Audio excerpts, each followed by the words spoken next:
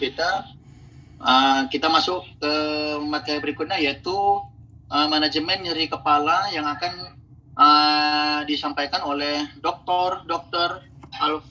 Alfansuri Kadri, SPS Konsultan. Mohon kiranya dapat ditampilkan.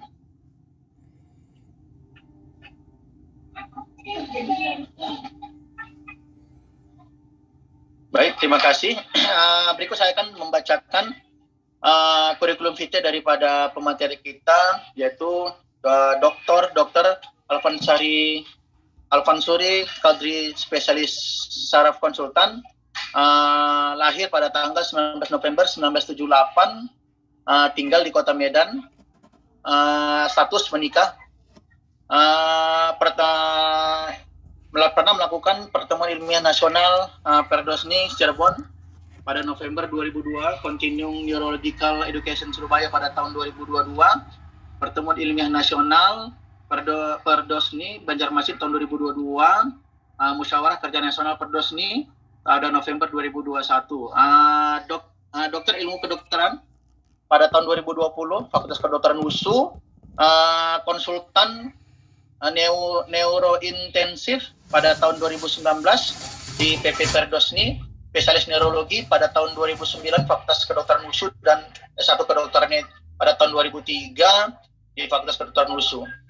Sekarang itu menjadi staf pengajar Departemen Neurologi Fakultas Kedokteran USU, dokter spesialis neurologi di Rumah Sakit Haji Adam Malik Medan, dokter spesialis neurologi di Rumah Sakit Umum Mitra Sejati Medan, dan dokter, mohon kembali ke bawah, dokter spesialis, mohon kembali ke atas, dokter spesialis neurologi Rumah Sakit Umum Universitas Sumatera Utara. Kepada Dr. Alfansuri Kadri, spesialis neurologi konsultan, kami persilahkan.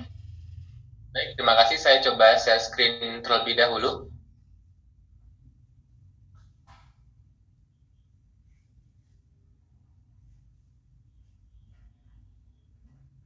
Apakah screen saya sudah bisa terlihat, Dok? Sudah, Dokter? Sudah jelas. Ya, baik. Kalau begitu sudah bisa saya mulai ya. Assalamualaikum warahmatullahi wabarakatuh. Selamat siang, salam sejahtera bagi kita semua.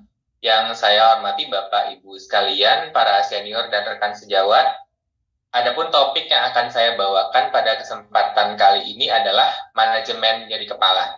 Sebelumnya izinkan saya untuk berterima kasih sebesar-besarnya kepada panitia atas kesempatan yang telah diberikan kepada saya pada kesempatan siang ini. Nah, nyeri kepala itu adalah salah satu jenis nyeri yang pasti kita semua pada suatu saat di kehidupan itu pasti pernah merasakan si nyeri kepala ini, dan apabila tidak ditata laksana dengan baik, bisa berlanjut menjadi kasus yang kronis. Dengan demikian, pada kesempatan kali ini saya akan mencoba untuk mengupas seputar nyeri kepala ini dan juga bagaimana kita dapat menata laksana kasus berikut ini. Nah, untuk yang pertama, kita sebaiknya menyamakan persepsi terlebih dahulu tentang apa definisi dari nyeri kepala. Nyeri kepala tersebut adalah suatu rasa nyeri atau sensasi yang tidak mengenakan, yang mana hal ini pastinya bersifat subjektif ya, yang terjadi pada daerah kepala. Jadi di mana batasnya itu adalah dari daerah dagu di depan sampai ke daerah cervico-occipital di kepala bagian belakang. Demikianlah definisi dari suatu nyeri kepala. Secara epidemiologi, jadi hampir 90% ataupun lebih dari 90% dari kita semua pada suatu waktu di kehidupannya pasti akan pernah merasakan nyeri kepala, baik itu berupa nyeri kepala primer ataupun nyeri kepala akibat suatu gangguan yang lain. Dan di sini dikatakan 90% dari yang berjenis kelamin laki-laki dan 96% yang berjenis kelamin wanita itu pasti pernah merasakan nyeri kepala, di mana untuk nyeri kepala yang cukup ngetren ataupun cukup sering kita dengar namanya yaitu migrain, ini juga sekitar 9% atau 10% pernah dialami oleh laki-laki dan 18% pernah dialami oleh wanita. Dan sebagian besar nyeri kepala ini biasanya mulai dirasakan pada usia dewasa muda. Dan dari seluruh nyeri kepala ini sekitar 70% itu ada peran faktor genetik. Di Indonesia sendiri, dari berbagai macam penelitian yang telah dilakukan, Memang yang paling besar porsinya adalah nyeri kepala tipe tension ya, sebesar 78%. Namun di samping itu migrain sendiri di Indonesia porsinya itu cukup mirip dengan yang di luar negeri, yaitu adalah sekitar 10%. Dengan tingginya angka nyeri kepala ini, maka penting bagi kita untuk bisa mengenali berbagai macam nyeri kepala ini, sekaligus juga memberikan tata laksana yang tepat bagi berbagai macam pasien dengan kasus nyeri kepala.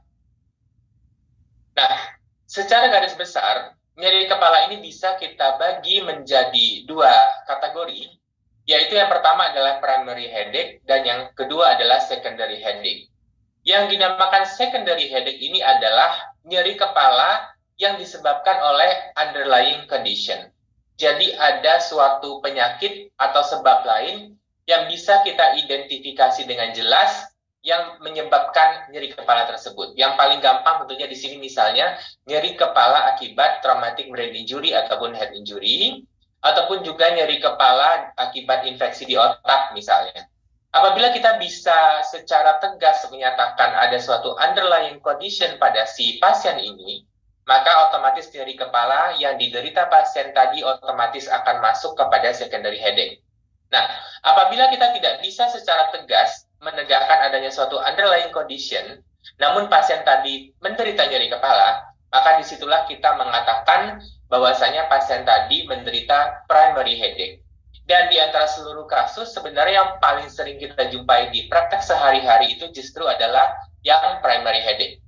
Yang termasuk primary headache itu ada 4, yaitu migraine, tension type headache, cluster headache, dan beberapa macam primary headache lainnya seperti primary calf headache, primary thunderclap headache, hypnic headache, dan lain sebagainya.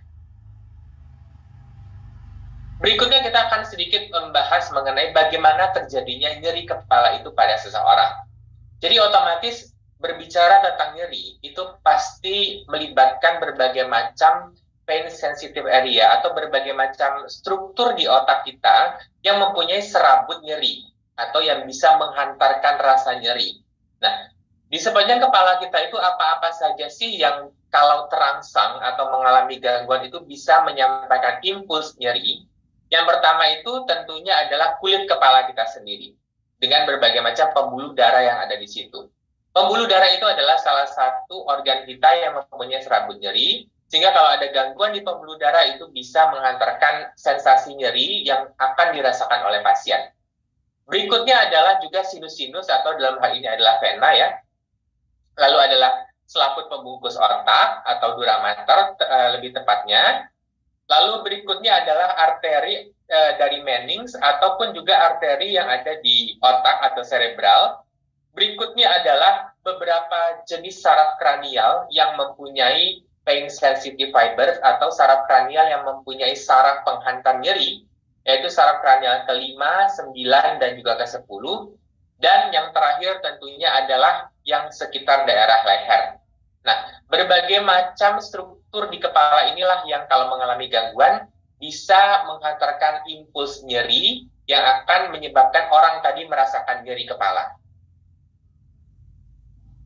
Berbicara tentang patogenesis nyeri kepala sendiri, di sini melibatkan suatu neuron-neuron ya yang lebih tepatnya itu adalah neuron-neuron di nervus kelima, yaitu trigeminovaskular, yang mana neuron ini apabila kita menjumpai ataupun orang tadi menjumpai suatu trigger ataupun pencetus nyeri kepala, maka otomatis neuron ini akan melepaskan berbagai macam neurotransmitter yang bisa menyebabkan vasodilatasi pembuluh darah, ya, peningkatan vascular permeabilitas, dan ujung-ujungnya bisa menyebabkan neurogenic inflammation.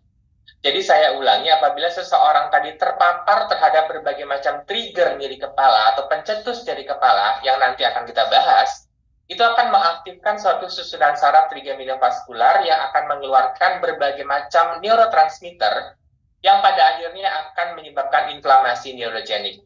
Tentunya kalau sudah menyebabkan inflamasi itu akan mengaktifkan serabut nyeri yang akhirnya akan menyebabkan orang tadi merasakan nyeri, khususnya di daerah kepala. Dan berhubungan dengan neurotransmitter tadi, tentunya neuron-neuron yang bersifat nociceptif atau bersifat menghantarkan impuls nyeri, di sini juga sangat berperan penting ya. Dan selain neuron tadi yang juga penting berperan di sini adalah higher cortical function, yaitu adalah pain processing area yang di otak sendiri. Jadi sensasi nyeri itu bisa berasal dari saraf perifer dan diterjemahkan oleh saraf pusat, itu nanti yang akan menyebabkan orang tadi merasakan nyeri, khususnya di daerah kepala. Berikut kita akan langsung membahas mengenai berbagai macam nyeri kepala primer, yaitu migraine, tension headache, dan juga cluster. Nah, yang pertama akan kita bahas di sini adalah migraine. Di sini khasnya, migraine itu biasanya dialami pasien secara unilateral atau satu sisi, namun tidak menutup kemungkinan migraine itu sendiri bisa dialami di kedua sisi kepala. Ya. Jadi di sini ciri khasnya itu adalah durasinya cukup lama, antara 4-72 jam, dan derajat nyeri kepala yang diderita oleh pasien ini adalah derajat sedang sampai berat. Jadi otomatis tidak mungkin fase itu 1-2, mungkin 5-6 ataupun lebih dari itu. Ya. Dan salah satu lagi ciri khas nyeri kepala migraine itu adalah dia bersifat throbbing ataupun pounding atau berdenyut kalau bahasa Indonesianya. Jadi kalau kita jumpa pasien dengan nyeri kepala, otomatis kita tanyakan dulu lokasinya di mana, lalu derajat nyerinya bagaimana, dan jangan lupa ditanyakan karakteristik nyeri kepalanya. Karena kalau mengarah ke migraine, itu nyeri kepalanya berdenyut, atau pulsating, ataupun throbbing, ataupun pounding. Itu beda dengan jenis nyeri kepala primer yang lainnya yang nanti akan kita bahas kemudian. Dan salah satu juga ciri khas migraine itu adalah pasiennya bisa menderita foto dan fonofobia. Jadi pasiennya itu kalau sudah kena serangan migraine itu sangat tidak suka berada di lingkungan yang terang ataupun ribut.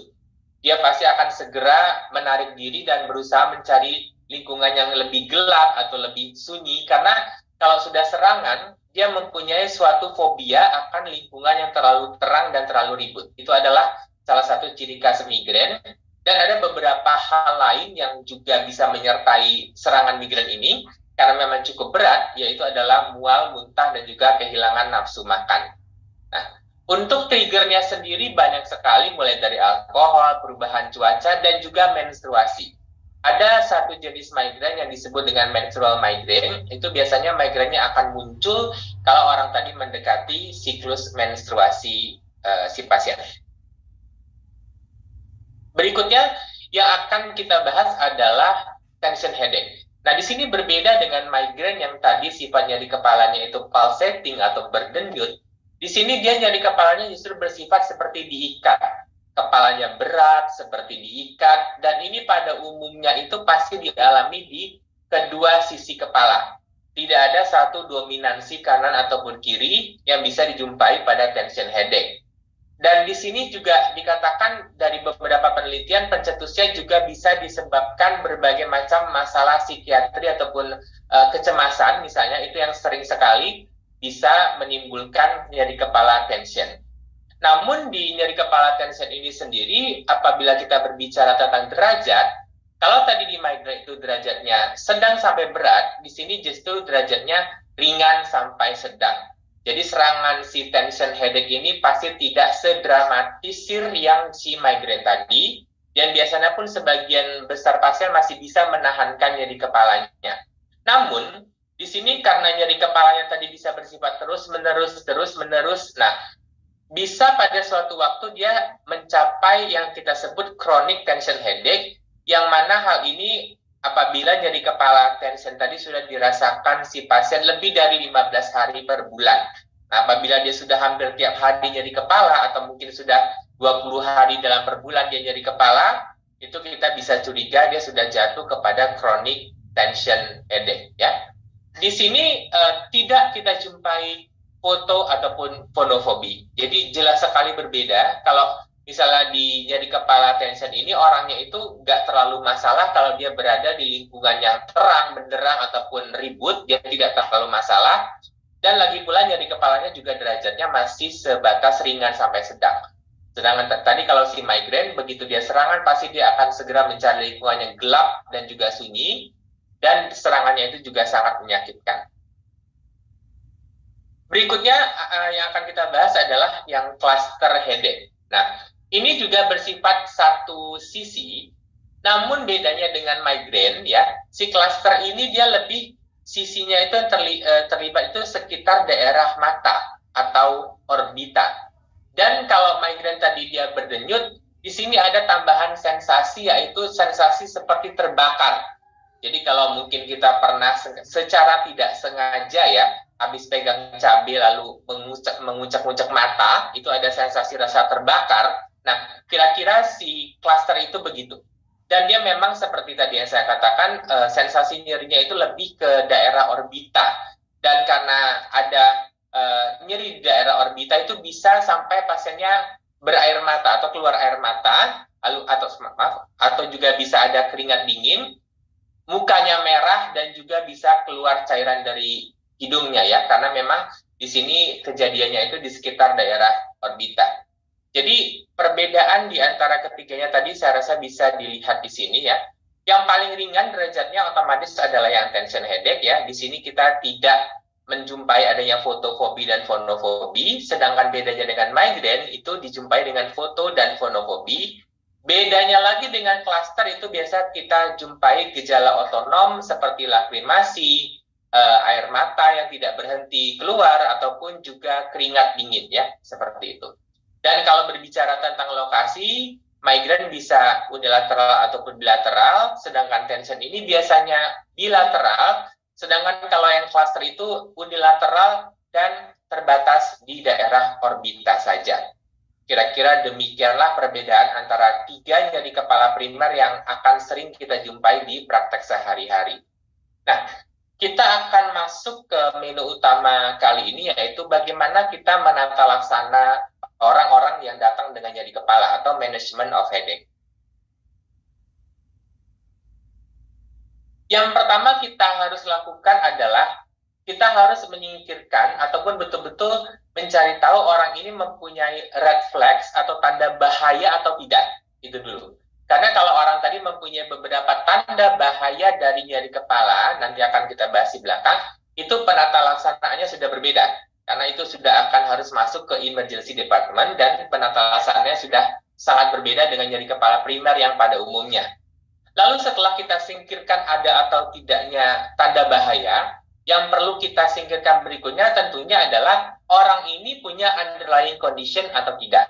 Orang ini punya penyakit lain yang menyebabkan nyeri kepala atau tidak. Nah, karena kalau orang tadi mempunyai penyakit lain yang menyebabkan nyeri kepalanya, misal ada head injury, atau ada perdarahan otak, atau misalnya ada neck pain atau apa segala macam, nah itu sudah penata laksanaannya berbeda lagi ya. Misalnya ada infeksi otak menyebabkan nyeri kepala, itu penata laksanaannya sudah berbeda. Jadi dua hal ini yang pertama harus kita singkirkan pada pasien-pasien yang datang dengan nyeri kepala. Yang pertama, pastikan dia tidak ada tanda bahaya atau red flags dari nyeri kepala. Dan yang kedua, pastikan dia tidak mempunyai underlying condition, atau dengan kata lain, ini orang bukan menderita secondary headache. Setelah itu kita singkirkan, ya. Yang pertama yang perlu kita pikirkan, ini tension headache atau bukan. Seperti yang tadi saya sudah kemukakan, ada beberapa ciri-cirinya bersifat bilateral, nyeri kepalanya mengikat, tidak berdenyut, lalu nyeri kepalanya pun hanya ringan sampai sedang. Apabila memang kita curiga ke arah tension, nanti akan kita obati sebagaimana kita mengobati suatu tension headache, ya.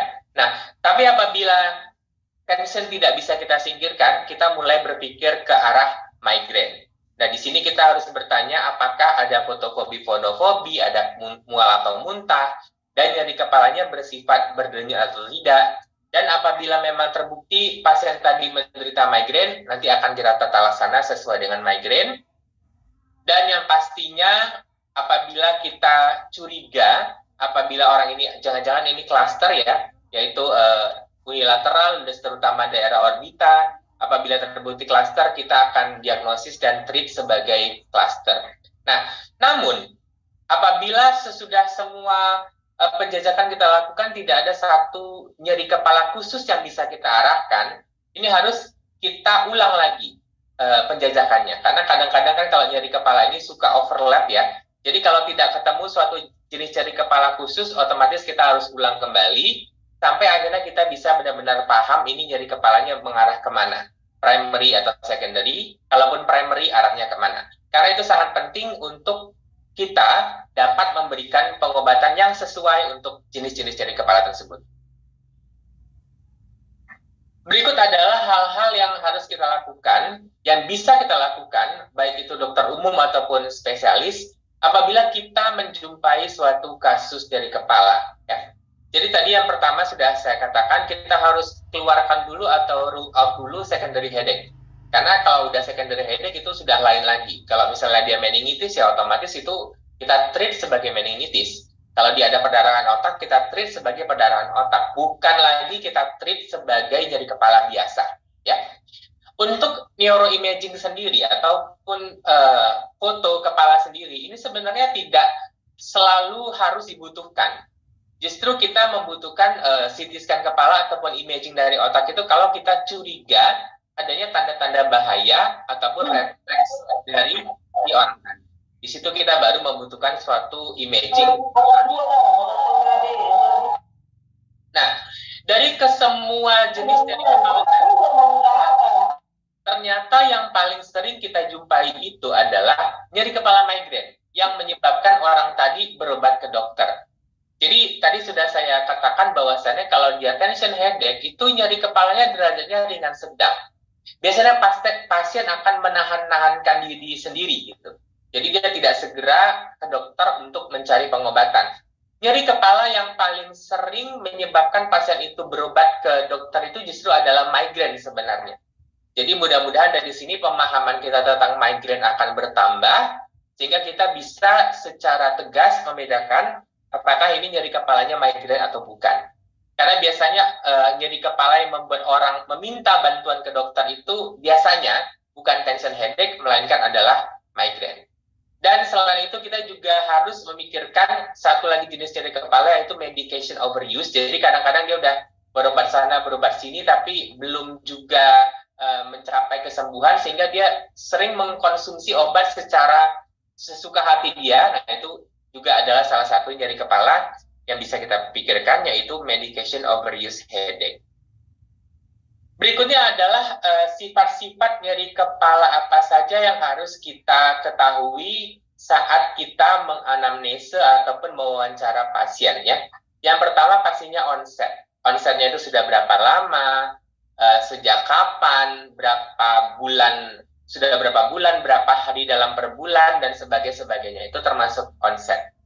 Kedua adalah location atau lokasi. Di sini kita tanyakan di mana sebenarnya di lokasi kepalanya itu yang menderita nyeri. Apakah kanan, kiri, kanan saja, kiri saja, ataupun seluruh lapangan kepala, dan sebagainya. Ini pastinya untuk membedakan nanti jenis nyeri kepala apa yang diderita oleh pasien. Ya.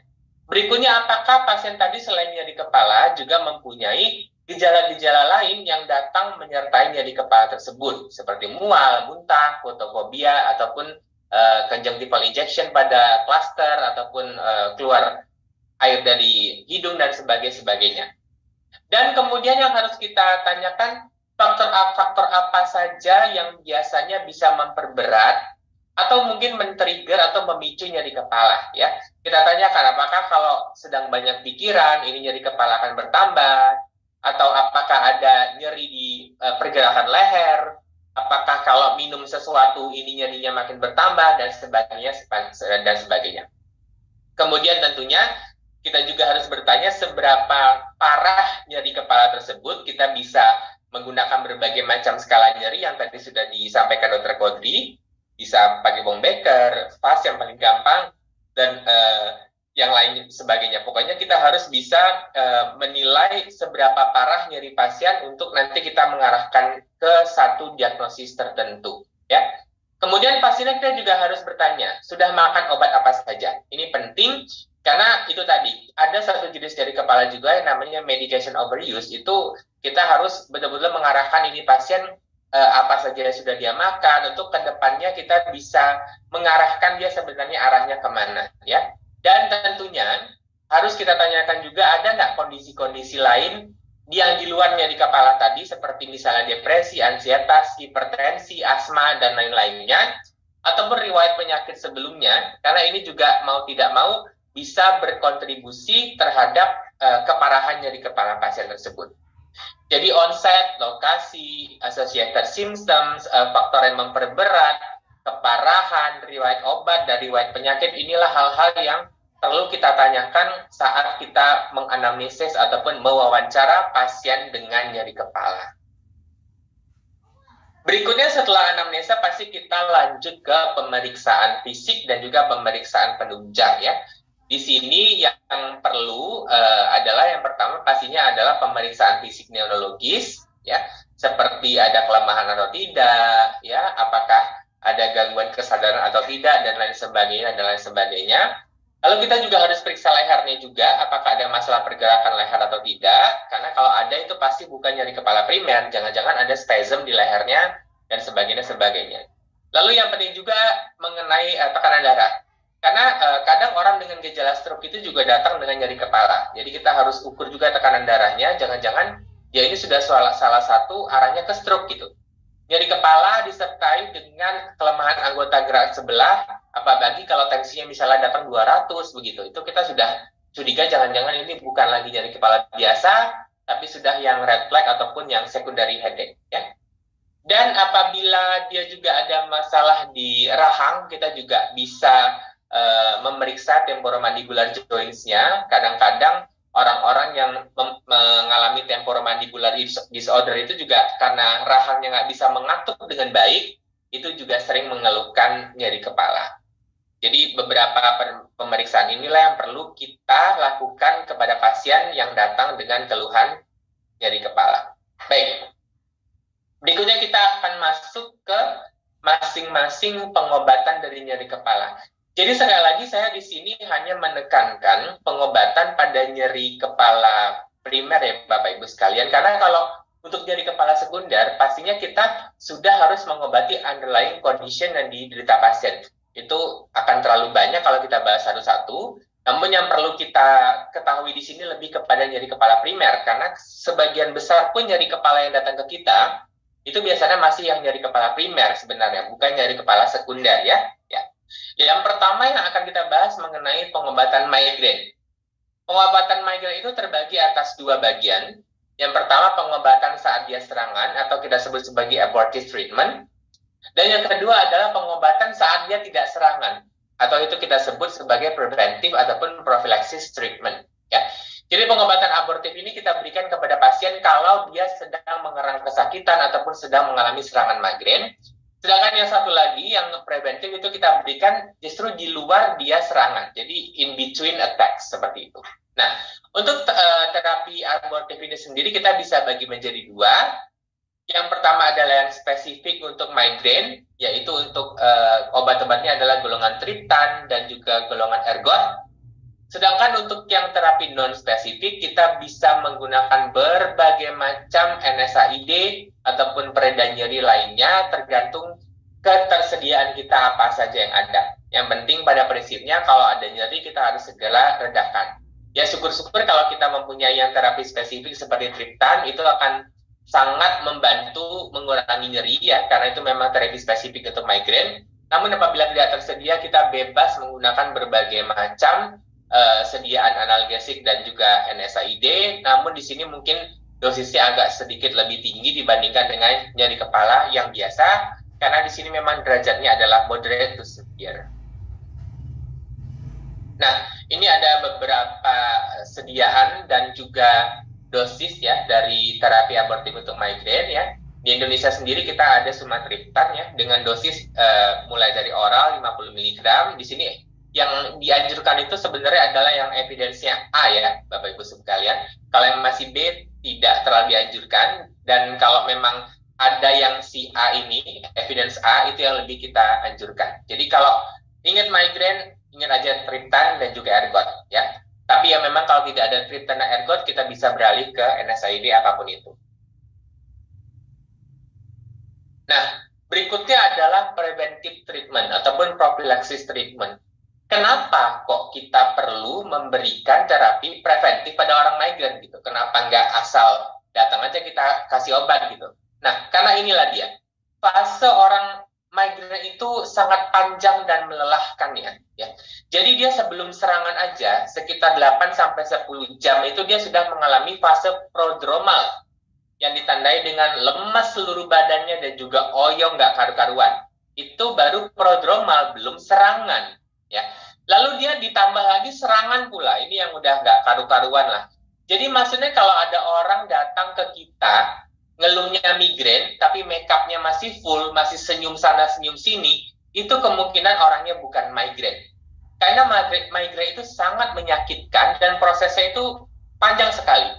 Jadi dia setiap mau serangan, dia 10 jam dulu prodromal, 4-72 jam dia merasakan nyeri nggak karu-karuan, dan setelah itu sampai 1 hari kemudian itu dia masih bisa merasakan fase postdromal ya. Jadi prodromnya dia kena, attack-nya dia kena, habis sudah serangan bukannya lega, tapi ada lagi beberapa gejala yang masih bisa dirasakan dia seperti lelah sekali dia karena menahankan nyerinya dan juga ada residual headache atau nyeri kepala. Dan kalau ini siklus berputar terus-menerus, ya pastinya orangnya akan menjadi cemas kan gitu ya. Dan kecemasan ataupun ansietas itu akan makin memperparah suatu serangan nyeri kepala. Nah, jadi untuk menghindari perburukan dari migrain tadi, karena prosesnya itu panjang sekali, disitulah kita bisa memberikan preventif ataupun profilaksis treatment. Adapun kita bisa memberikan terapi preventif ataupun profilaksis migrain apabila durasi serangannya lebih dari 48 jam, lalu dia sudah coba beberapa pengobatan abortif tapi belum berhasil ya, itu sehingga harus didampingi dengan profilaksis ya. Lalu apabila dia sudah serangan itu sampai menyebabkan dia tidak berdaya sama sekali, dan ini bisa dia alami lebih dari 2 hari per bulan, itu sangat berat bagi pasiennya. Dan apabila serangan migrainnya lebih dari 2 kali per minggu, ya, itu juga salah satu indikasi kita bisa memberikan terapi profilaksis. Dan di atas ini semua, kita juga bisa memberikan terapi profilaksis apabila pasiennya meminta. Ya, jadi patient preference itu juga adalah salah satu isyarat kita bisa memberikan suatu terapi profilaksis migrain. Karena bagaimanapun kenyamanan pasien itu pasti hal yang paling utama. Walaupun indikasi lain dia belum ada, tapi kalau dia udah dok, tolong saya dikasih terapi lain supaya saya tidak mau lagi merasakan nyeri seperti ini hebatnya, ataupun patient preference, itu kita bisa berikan ya. Apa-apa saja obatnya. Jadi seperti ini, mulai dari propanolol, flunarizin, amitriptilin, divalproat sodium, dan juga topiramat dengan dosis seperti yang tertera di bawah ini ya. Jadi ini kita bisa berikan kepada pasien untuk mencegah serangan migrainnya agar jangan terlalu berat apabila kambuh. Nah, berikutnya kita akan sedikit membahas comprehensive migraine treatment. Karena hebatnya nyeri kepala migrain ini, ya, otomatis kita nggak cukup berkutat dengan obat saja, tapi di sini kita juga harus menyarankan agar pasiennya berpartisipasi aktif untuk kesembuhan dirinya. Salah satunya nanti adalah dengan menulis suatu diary atau headache diary ataupun headache calendar yang nanti akan saya bahas di belakang ya. Jadi di sini pengubahan gaya hidup yang lebih sehat ya itu juga sangat penting ya. Jadi kita harus sarankan ke pasien tidak boleh kurang tidur, tidak boleh bergadang, makan harus teratur, dan untuk mengukur keberhasilan treatment kita menganjurkan pasien nanti untuk mengisi headache diary ataupun headache calendars yang nanti akan saya bahas di belakang. Baik. Setelah selesai membahas migraine, kita akan beralih ke tension type headache. Di sini nyeri kepalanya tidak sedramatis migraine ya. Jadi untuk pengobatannya cukup fleksibel, kita bisa memberikan berbagai macam analgetik, mulai dari aspirin, paracetamol, dan sebagainya. Kita juga bisa memberikan antidepresan dan juga anti-ansietas kalau kita merasa memang pemicu nyeri kepala tension pada pasien ini adalah depresi dan ansietas untuk menunjang kesembuhan pasien. Dan secara non-farmakologi kita harus menganjurkan pasien itu sebisa mungkin menghindari trigger atau pencetus nyeri kepala, ya. Apa saja triggernya nanti akan kita bahas. Lalu tidak boleh menggunakan obat-obatan sesuka hatinya, itu nanti akan menyebabkan rebound, jadi susah nanti. Dan kita juga bisa menyarankan berbagai macam terapi rehabilitasi atau physical therapy, mulai dari pemijatan, TENS, dan lain sebagainya, sampai juga terapi behavior seperti biofeedback, stress management therapy, counseling, dan lain sebagainya. Jadi kombinasi antara terapi obat dan juga terapi non-farmakologikal kita harapkan akan bisa mengontrol nyeri kepala tension pada pasien tersebut. Dan yang terakhir dari nyeri kepala primer yang akan kita bahas itu adalah si cluster headache. Di sini pengobatannya sedikit berbeda dengan migrain ya.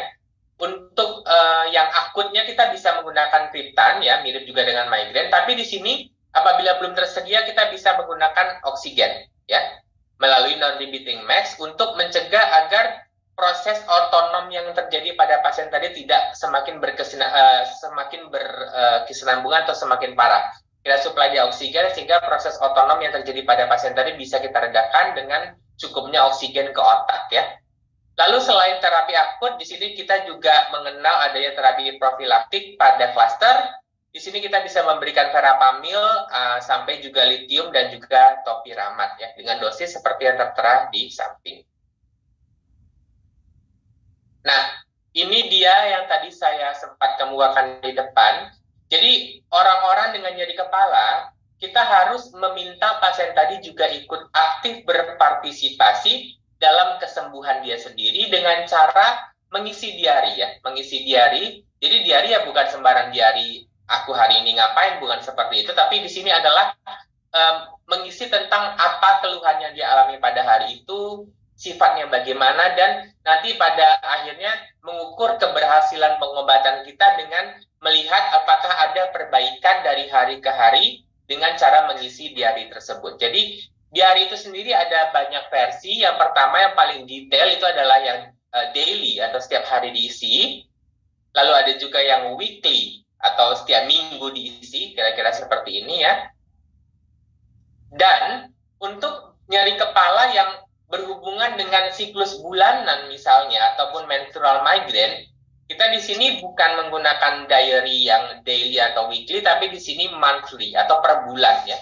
Jadi di sini kita juga bisa melihat ya, kalau seperti yang contoh kasus ini kita bisa melihat seorang wanita usia 34 tahun, dia kalau mendekati siklus haid dia akan menderita migrain. Itu kan bisa mengarahkan kita bahwasanya ini adalah suatu menstrual migraine dan bisa memberi nasihat ke dia apa saja yang harus dia lakukan kalau misalnya menjelang siklus haid, sehingga nanti kalaupun migrainnya kumat dia tidak akan terlalu menderita. Nah, sayangnya memang nyeri kepala primer ini beda dengan yang sekunder.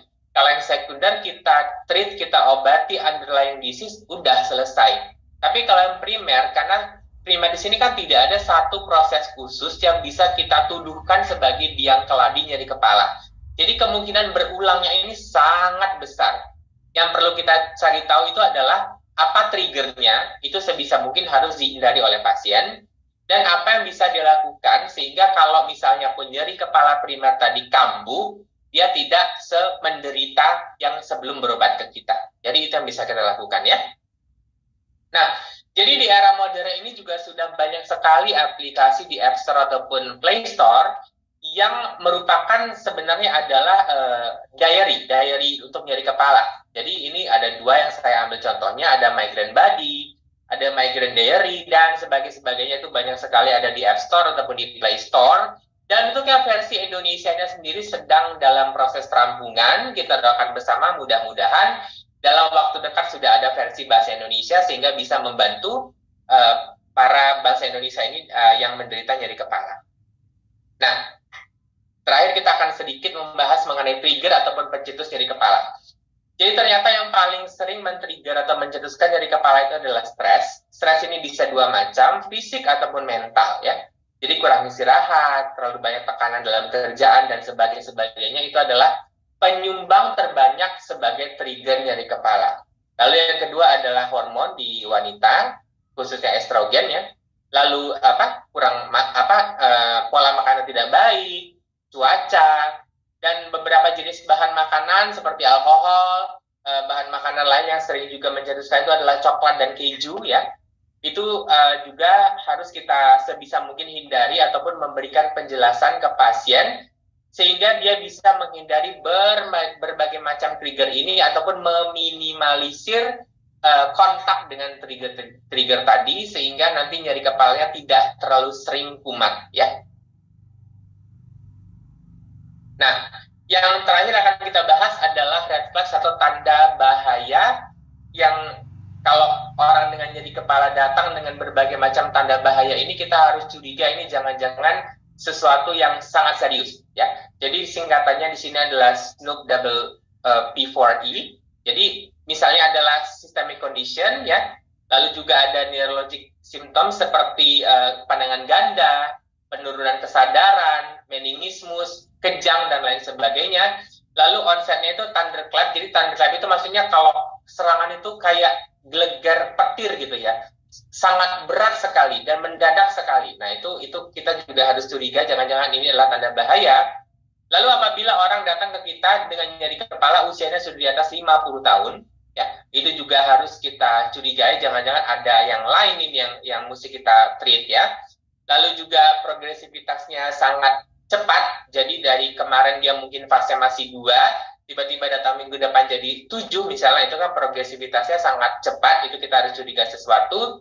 Dan juga kalau mau kita periksa funduskopi ke matanya, kita bisa melihat adanya papil edema, itu tanda-tanda suatu peningkatan tekanan intrakranial. Jadi intinya kalau ada berbagai macam tanda-tanda gangguan neurologi yang bersifat membahayakan ya, seperti kejang, penurunan kesadaran, demam, dan segala macam, itu kita bisa mencurigai orang ini menderita salah satu red flags atau tanda bahaya dari nyeri kepala, dan harus kita telusuri sampai tuntas, karena nanti kalau ternyata memang ketemu sesuatu, itu treatmentnya sudah beda dengan nyeri kepala primer. Sebagai summary, ya, jadi ini adalah beberapa jenis tipe nyeri kepala, ya, dan apa yang harus kita lakukan. Kalau kita ketemu pasien dengan dugaan tension, ya kita bisa menggunakan berbagai macam NSAID seperti ibuprofen dan juga acetaminophen, ya.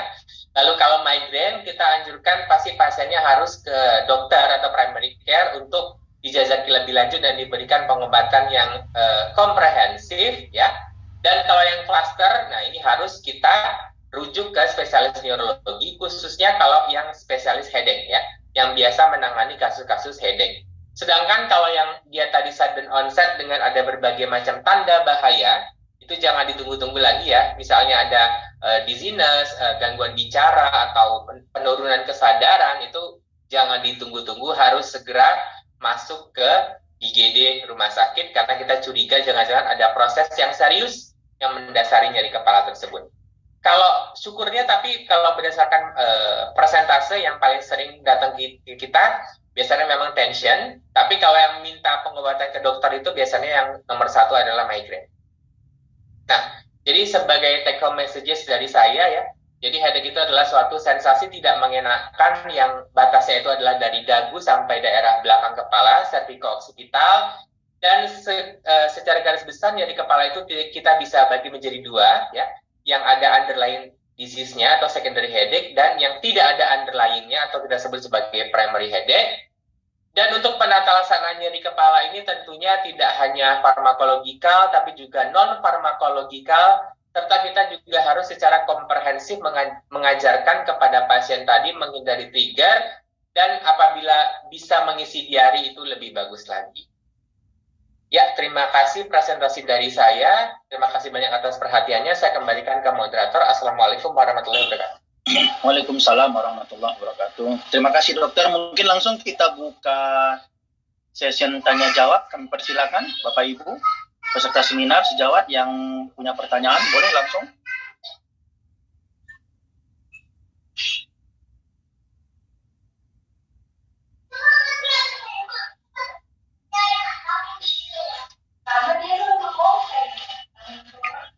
Mungkin lagi makan siang semua kali dokter. Iya, betul sekali dokter. Jadi izin saya bertanya satu pertanyaan dokter. dokter sebelum nanti Silakan, lanjut acara. Nah, kasus-kasus headache ini kan sering dijumpai dokter ya pada layanan primer, terutama dokter umum. Baik itu di klinik-klinik. Jadi yang menjadi pertanyaan saya, apakah obat yang disampaikan tadi itu bisa digunakan di klinik umum atau memang harus memiliki resep tersendiri, dan jika tidak tersedia, apa pilihan utama yang harus kita lakukan, dokter? Terima kasih, dokter. Baik, dok. Jadi tadi sudah saya kemukakan, sebenarnya untuk treatment itu mulai dari yang sederhana saja bisa, dok. Mulai acetaminophen ataupun paracetamol bisa kita berikan, dok. Yang paling penting di sini kita harus segera mungkin mengurangi nyeri pasien, dok. Jadi ya kalau tidak punya triptan, kalau tidak punya ergot, nggak apa-apa, kita bisa gunakan apa saja yang ada di kita. Namun seperti tadi yang di slide terakhir saya katakan, yang perlu penanganan khusus itu yang pertama cluster headache, dan yang pastinya kalau dia nyeri kepala dengan tanda bahaya, itu aja. Tapi kalau dia masih datang dengan sebatas dugaan tension ataupun migraine, itu kita bebas memberikan analgetik apapun yang tersedia di tempat kita, dok. Cuman kalau udah menyangkut cluster, dan apalagi kalau yang sudah ada tanda bahaya, nah itu kita sudah harus refer ya ke dokter-dokter yang lebih kompeten seperti spesialis neurologi bagian headache ataupun ke gawat darurat kalau kita curiga ada tanda bahaya. Baik, terima kasih, dokter. Terus ada masuk pertanyaan lagi, dokter, dari Jilan Afanin Azipua. Selamat siang, dokter. Saya Jilan, mahasiswa profesi dari FKG USU. Izin bertanya, dokter, mengenai gejala seperti sensasi pounding atau kepala diikat atau seperti terbakar di setiap jenis nyeri kepala primer tersebut. Kira-kira apa yang terjadi ya, dokter, sehingga bisa memunculkan jenis sensasi yang berbeda? Ya, terima kasih, akan saya coba jawab. Jadi jenis nyeri di bagian neurologi itu secara garis besar kita bisa bagi menjadi dua, dok. Yaitu nyeri nociceptif dan juga nyeri neuropatik, dok. Nah, itu perbedaan antara nyeri nociceptif dan nyeri neuropatik itu adalah tergantung neuron mana yang dirangsangnya. Sama-sama neuron untuk stimulus nyeri, namun memberikan sensasi yang berbeda. Nah, apabila yang terangsang itu adalah neuron yang bertanggung jawab untuk nyeri nociceptif, itu adalah gejala nyerinya yang sering kita temukan seperti berdenyut, ya, mengikat, seperti itu. Namun kalau sudah ada gejala lain yang di luar nyeri biasa, ya, misalnya rasa terbakar, kesemutan, misalnya, dok, atau seperti itu, nah itu artinya selain serabut nociceptif, dia sudah ada serabut lain yang dirangsang oleh si penyakit tersebut, dok, yaitu adalah serabut yang menimbulkan nyeri neuropatik. Kira-kira seperti itu patogenesisnya. Jadi kan otomatis kalau ada suatu sensasi nyeri, kita tidak bisa kontrol tubuh kita membatasi hanya ke nyeri nociceptif. Kadang-kadang sering sekali memang bercampur dengan nyeri neuropatik. Kalau nyeri nociceptif yang biasa, yang seperti tertusuk sesuatu gitu, itu nyeri nociceptif. Tapi kalau sudah ada gejala lain seperti terbakar, nyeri seperti terbakar atau seperti kena cabai, nah itu tandanya serabut nyeri neuropatiknya sudah terangsang, dok. Kira-kira seperti itu. Baik, terima kasih, dokter. Mungkin bisa menjadi suatu jawaban yang baik untuk dokter gigi Jilan Afanin Azipua. Berikut kita ke dokter Davian Utoyo. Selamat pagi, dok. Selamat siang, dokter. Jika pasien selvagia pada seluruh kepala dengan puyeran asam amafenamat, paracetamol, dan diazepam, apakah diperbolehkan, dokter? Baik, terima kasih, dok. Jadi begini, dok, sebenarnya bukan masalah puyer nggak puyer, bukan masalah asam amafenamat, paracetamol atau apa. Yang penting kita ketahui pertama ini jenis nyeri kepalanya apa dulu, dok, gitu, dok. Jadi ini kan kayaknya kurang jelas ya kemana arahnya. Kalaupun kita anggap ini suatu nyeri kepala tipe tension, nggak perlu sampai kombinasi asam amafenamat dan paracetamol juga boleh, dok. Tadi sudah saya kemukakan di depan, bahwasanya penggunaan satu jenis NSAIDs saja pun sebenarnya sudah cukup gitu. Jadi nggak karena satu kepala harus dipuyer A tambah B tambah C, nggak harus gitu ya. Jadi yang paling penting pertama, kita tentukan dulu ini jenis nyeri kepalanya apa ya. Dan kalau misalnya nih curiganya kita adalah tension, kita harus coba satu macam obat saja dok dulu dok. Karena tadi harus hati-hati dengan kebiasaan kita konsumsi obat sembarang-sembarang, apalagi langsung 3-4 macam obat, itu nanti akan menimbulkan efek rebound yang malah nanti susah kita kontrol begitu. Baik, terima kasih dokter. Berarti kita harus tahu dulu ya jenis nyerinya nyeri apa, baru bisa kita terapi. Kalau bisa kita kalau dia tension mungkin bisa satu jenis obat dulu ya dokter ya. Iya benar dok. Jadi jangan ujuk-ujuk langsung puyaran A B C D E, jangan gitu juga gitu. Itu kan biasanya ini ya terapi sapu jagat gitu ya. Yang penting sembuh. Gitu. Harusnya nggak boleh juga sih gitu. Baik. Mungkin pertanyaan berikutnya dari dokter Sevia Riandini. Selamat siang dokter, izin bertanya untuk pasien migrain yang sembuh jika diberi paracetamol. Namun migrain sering berulang sekitar 3-4 kali per minggu. Apa cukup diberi NSAID saja? Apa perlu pemeriksaan lanjutan dok? Baik, terima kasih dokter. Jadi tadi saya sudah mengemukakan di presentasi bahwasanya untuk migrain ya dok, terapinya itu kita bagi dua, yaitu spesifik dan non-spesifik. Ya. Jadi sebenarnya yang harus kita tuju otomatis adalah terapi spesifik dok. Yang mana terapi spesifik untuk migrain itu hanya 2 golongan, triptan dan ergot. Kalau triptan ada sumatriptan di kita, kalau ergot mungkin dokter pernah dengar kavergot ya, itu lumayan sering kita dengar, kombinasi kafein dan juga ergotamin. Nah, jadi kalau memang mau diperiksa lebih lanjut ya boleh ya kita pemeriksa lanjutan itu lebih bagus sebenarnya memang menyingkirkan ini orang migrain atau bukan kan gitu dulu ya. Namun apabila dokter dengan 100% keyakinan ini migrain tidak sembuh dengan terapi spesifik, boleh di-switch ke terapi spesifik, dok, yaitu berupa triptan dan juga ergot, begitu, dok. Baik. Terima kasih, dokter, atas jawabannya. Mungkin ini pertanyaan terakhir, dokter. Tadi di awal kita kira sedikit ya, dokter. Iya, dok, rupanya jadi banyak ya, dok. Iya, pertanyaan terakhir ya, dokter. Selamat siang, dokter. Saya Dr. Ria Fitrisia. Kebetulan saya bekerja di layanan telemedicine untuk kondisi migrain ini. Seringkali pasien juga mengalami kondisi pusing berputar, jadi pasien mengalami double kondisi. Untuk terapi, apakah pemberian betahistin tetap diberikan bersama dengan triptan atau flunazirin yang flunazirinnya? Baik, terima kasih dokter. Jadi ini cukup bagus pertanyaannya ya. Jadi memang migrain itu biasanya orangnya datang dengan nyeri kepala plus-plus gitu dok. Jadi dia plus mual, plus muntah, plus oyong, plus A, B, C, D gitu ya. Nah, jadi tadi saya sempat menjelaskan yang namanya terapi profilaksis dokter Dia. Salah satu di terapi profilaksis tadi adalah penggunaan flunarizin dok. Flunarizin itu adalah otomatis obat yang kita gunakan untuk apabila pasiennya mengalami gangguan keseimbangan dok. Jadi saran saya kalau memang pasiennya datang dengan kita sudah yakin ini migrain ya, yang untuk meredakan kondisi pusing berputarnya itu bukan betahistin, melainkan adalah flunarizin, dok. Kenapa begitu? Karena kalau betahistin itu kita biasanya targetnya itu adalah yang di perifer atau di daerah telinga. Sedangkan kalau migrain ini dia biasanya bersifat lebih ke sentral, dok. Untuk mengontrol gangguan keseimbangan yang bersifat sentral, pilihan terapinya jatuh kepada flunarizin, dok. Tadi juga sudah ada di slide saya. Jadi kalau para dokter sekalian mungkin datang pasien dengan migrain, kita sudah yakin migrain dan disertai oyong berputar, maka silakan ditambahkan dengan flunarizin. Karena flunarizin tadi juga memang termasuk salah satu terapi profilaksis untuk migrain atau preventif. Begitu dok. Baik, terima kasih dokter atas materi yang disampaikan. Mudah-mudahan apa yang didapat hari ini bisa menambah wawasan bersama dan pengetahuan bersama untuk lebih lagi meningkatkan kualitas pelayanan, terutama pelayanan migrain ataupun nyeri-nyeri kepala yang ada di layanan primer. Terima kasih dokter. Terima kasih dok, semoga bermanfaat ya para dokter. Amin. Kami doakan juga dokter sehat dan sukses selalu.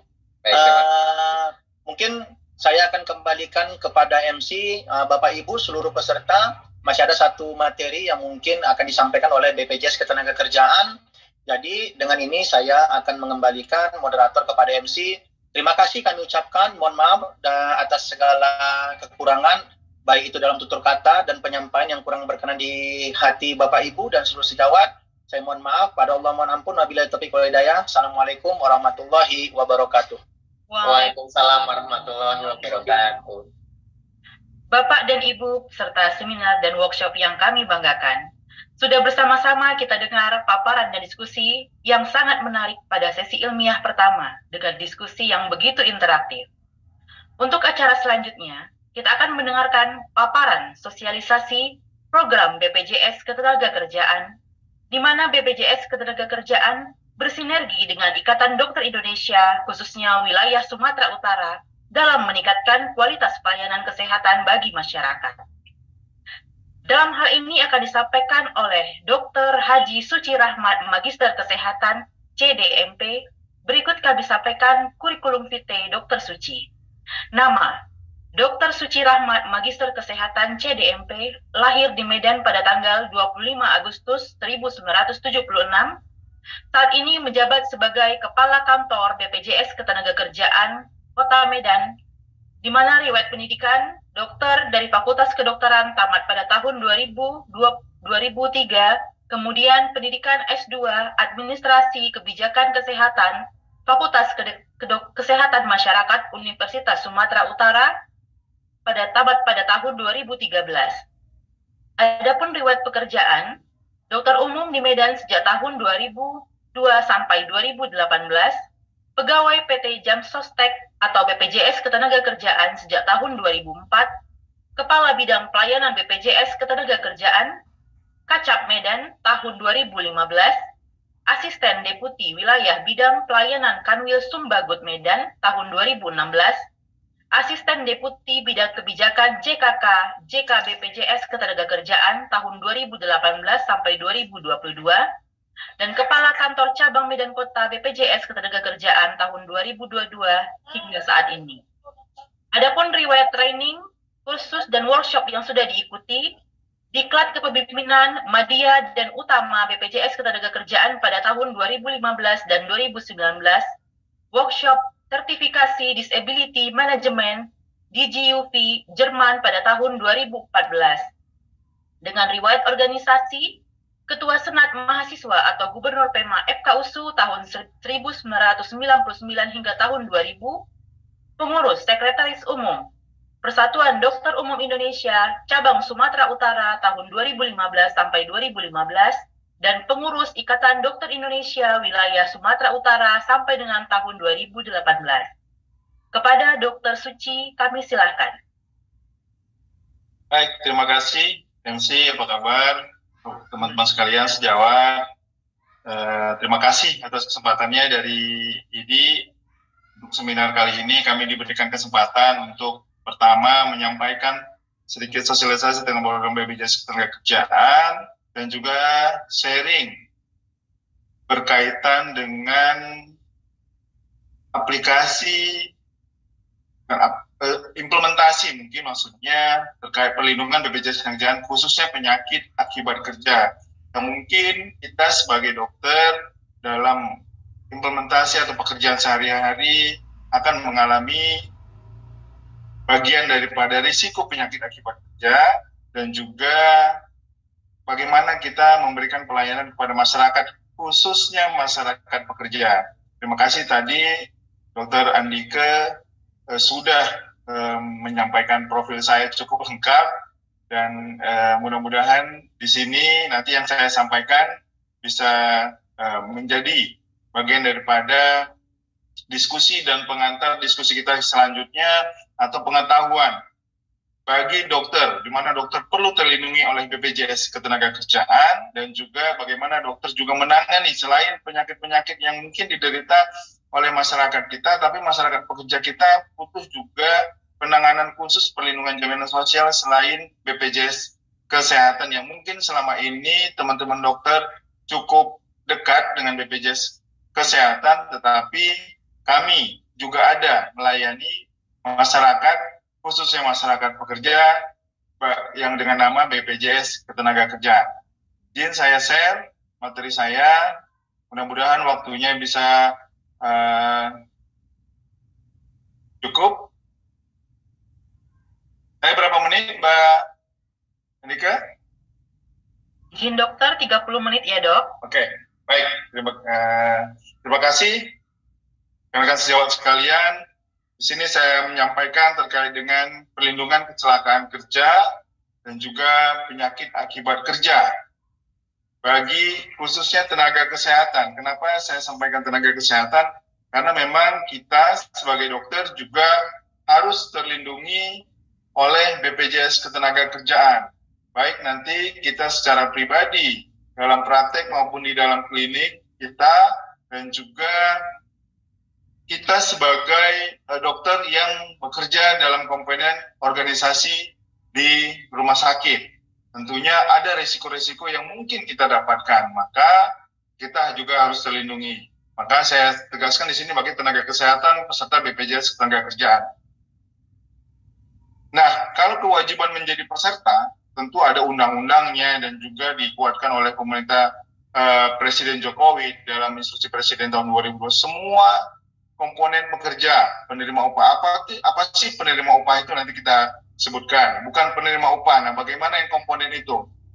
Maka sebenarnya semua kita yang menghasilkan nilai atau value ekonomi, yang mulai memiliki pendapatan, semestinya kita harus terlindungi oleh jaminan sosial ketenagakerjaan selain jaminan sosial kesehatan.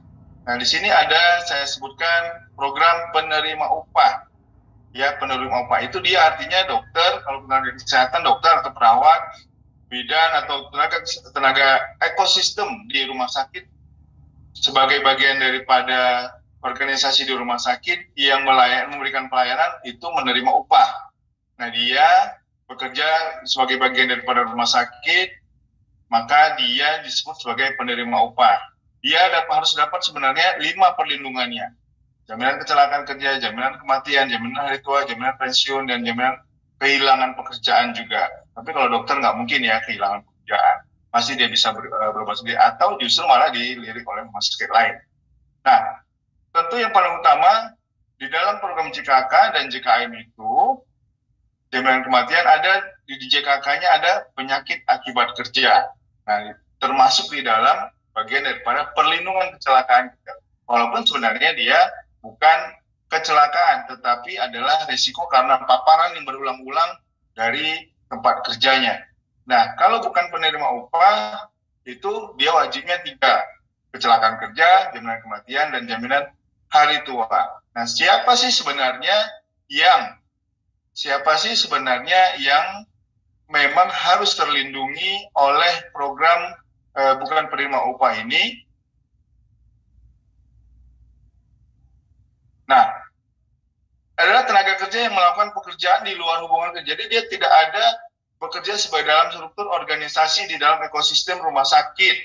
Dia bekerja sendiri. Nah, contoh dokter, dia punya praktek, dia bekerja di klinik, dia punya klinik. Kalau dokter tuh biasanya kan independen, juga memiliki 3 surat izin praktek. Ya, nah tentu dia tidak secara langsung mendapatkan perintah khusus dari rumah sakit, dari organisasinya rumah sakit. Maka di sini disebut dengan luar hubungan kerja, di mana orang yang berusaha sendiri pada umumnya bekerja pada usaha-usaha sektor informal. Kalau kita sebutkan, kenapa sih dokter ini bagian daripada informal? Karena banyak dokter yang setelah tamat dia buka praktek pribadi aja. Saya banyak melihat di lapangan kita, dia bekerja pagi jam 9 sampai jam 12, kemudian dia istirahat jam 4 sampai dengan jam 6 sore, kemudian dia pulang tutup naik. Ini sebenarnya bagian daripada di luar hubungan kerja, tidak ada unsur perintah di sana, dan dokter biasanya lebih independen. Biasa ada juga dokter yang tidak mau jadi PNS atau PNS-nya di satu rumah sakit negeri pemerintah, tapi 2 rumah sakitnya swasta dengan tidak ada hubungan kerja yang kuat, maka dia hanya sebagai ada izin prakteknya, ketika ada pasien yang sesuai maka dia akan dipanggil. Jadi ini bukan bermaksud menyamakan, tetapi sektor luar hubungan kerjanya, ya, dokter, pengacara, pedagang, kemudian atlet, kemudian ada tani, nelayan. Nah, ini bagian daripada komponen yang bekerja di luar hubungan kerja. Tidak ada unsur perintah langsung dari atasan dan bawahan, itu maksudnya. Sehingga biasa kita mengatakan kebiasaannya hubungannya dengan hubungan kemitraan. Nah, kenapa kita harus melindungi pekerja bukan penerima upah? Karena kita tidak ingin ketika ada resiko kehilangan atau seluruh penghasilan daripada si tenaga kerja tersebut akibat risiko-risiko kecelakaan kerja, karena kecelakaan kerja itu bisa menyebabkan penyakit yang berlama-lama, penyakit yang kemudian meninggal dunia, kemudian hari tua yang tidak produktif, maka dia harus terlindungi. Sehingga siapa nanti keluarganya juga mendapatkan manfaat dari atas perlindungan tersebut, dan memperluas cakupan kepesertaan BPJS Ketenagakerjaan. Ingat sekali lagi bahwa BPJS itu ada dua, BPJS Kesehatan dan BPJS Ketenagakerjaan. Nah, bagaimana sih perlindungan jaminan kecelakaan kerja ini? Kenapa dia harus ada? Kalau kita lihat di sini skemanya, ruang lingkupnya adalah kecelakaan yang terjadi berhubungan dengan hubungan kerja. Ada maksud dan tujuan daripada aktivitas yang dia lakukan untuk mendapatkan nilai ekonomi, dan itulah yang namanya hubungan kerja. Perlindungannya sejak dia keluar dari rumah, selama di jalan, ke rumah sakit atau tempat kerjanya, kemudian dia mungkin dinas ada panggilan ke rumah sakit lainnya, dan kemudian dia kembali lagi ke rumah. Juga termasuk di dalamnya adalah penyakit akibat kerja, ya, penyakit akibat kerja. Jadi kalau kita lihat daripada manfaat daripada program jaminan kecelakaan kerja, tadi kita ingat ada 3 yang untuk bukan penerima upah, yaitu kecelakaan kerja, kematian, dan jaminan hari tua. Maka kalau kita lihat di sini, ruang lingkupnya kecelakaan yang terjadi dalam perjalanan dari rumah menuju tempat kerja atau rumah sakit, misalnya di kita, atau sebaliknya, dan termasuk penyakit akibat kerja. Nah, bisa juga di perlindungannya kita luaskan memang, bahwa termasuk meninggal dunia mendadak di tempat kerja yang dibawa ke Vaskes kurang lebih 1 kali 24 jam meninggal dunia. Nah, apa manfaatnya? Pengobatan dan perawatan sesuai dengan kebutuhan medis, sesuai dengan indikasi medis pada Vaskes yang bekerjasama atau kami sebut dengan Pusat Layanan Kecelakaan Kerja. Tentu dokter-dokter di sini bisa jadi dokter-dokter yang melayani di fasilitas kesehatan yang bekerjasama dengan BPJS Ketenagakerjaan. Cukup banyak, kita aja di Kota Medan ada 52 klinik dan rumah sakit yang bekerja sama dengan BPJS Ketenagakerjaan. Santunan lainnya adalah biaya transportasi jika dia butuh rujukan dari dari tempat kejadian ke rumah sakit, atau butuh transportasi, atau mungkin butuh perawatan lanjutan ke rumah sakit lain yang lebih lengkap, yang lebih komprehensif. Nah, itu kita tanggung dengan darat 5 juta, laut 2 juta, udara 10 juta. Kemudian ketika dia tidak masuk kerja, nah ini yang sering sekali berbedanya kami dengan BPJS Kesehatan, di mana ketika dia tidak kerja karena sakit kecelakaan kerja itu, dia gajinya tetap dibayarkan dengan selama 12 bulan pertama 100%, dan selanjutnya sampai dia sembuh itu 50%. Ada manfaat kecacatan, misalnya cacat karena kecelakaan kerja, cacat fungsi, kemampuan otot-otot atau yang berpengaruh karena kecelakaan kerja tersebut, misalnya ada sikatrik akibat luka bakar, kemudian ada keloid, ya, kemudian dia fungsi menggenggam di tangannya berkurang, misalnya dokter karena mungkin dia jadi operasi tidak baik, maka ini ada perhitungan manfaatnya. Kemudian cacat total tetap sampai dengan 70% kali 80 bulan upah. Kalau dia meninggal dunia karena kecelakaan kerja, 60% kali 80 bulan upah, atau sekitar 48 kali upahnya yang dilaporkan. Gajinya, ortoseprotesis, kemudian penggantian gigi palsu, kacamata, dan alat bantu dengar. Nah, beasiswa bagi anaknya. 2 orang maksimal anak, 174 juta dari TK sampai dengan perguruan tinggi. Kalau akibat kecelakaan kerja ini menimbulkan cacat total tetap dan juga meninggal dunia, maka anaknya akan mendapatkan beasiswa. Nah, ini program unggulan kami yang hari ini, kembali kerja atau return to work, di mana orang yang mengalami kecacatan akibat kecelakaan kerja akan kami latih dan kami rehabilitasi dengan baik. Kami kasih alat bantu seperti ortoprotesis yang mungkin sampai dengan bionik, sampai dengan bisa bergerak. Kemudian dia bisa kembali bekerja. Dan kalau dokter, minimal dia bisa melakukan aktivitas sampai dia bisa berpraktek kembali.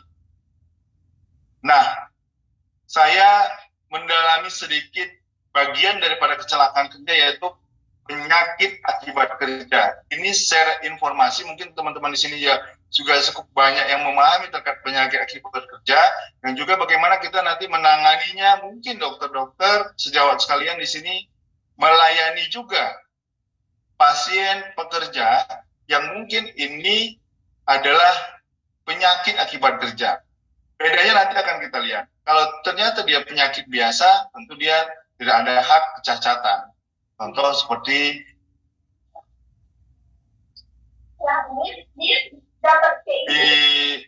di sini ya, bahwa kalau dia kecacatan karena penyakit akibat kerja, maka dia akan mendapat santunan kecacatan. Tapi kalau dia tidak kita tegakkan sebagai akibat kerja, contoh ketulian akibat kerja karena di tempat kerjanya bising, maka dia akan dapat manfaat kecacatan. Kalau kita tidak mampu menegakkannya, maka hilanglah manfaat santunan bagi orang lain, sehingga kita menghilangkan hak si tenaga kerja. Nah, di sini memang ketika kita kuliah dulu cukup minim ya informasi atau pembelajaran terkait dengan penyakit akibat kerja atau dengan K3 berkenaan dengan dokter.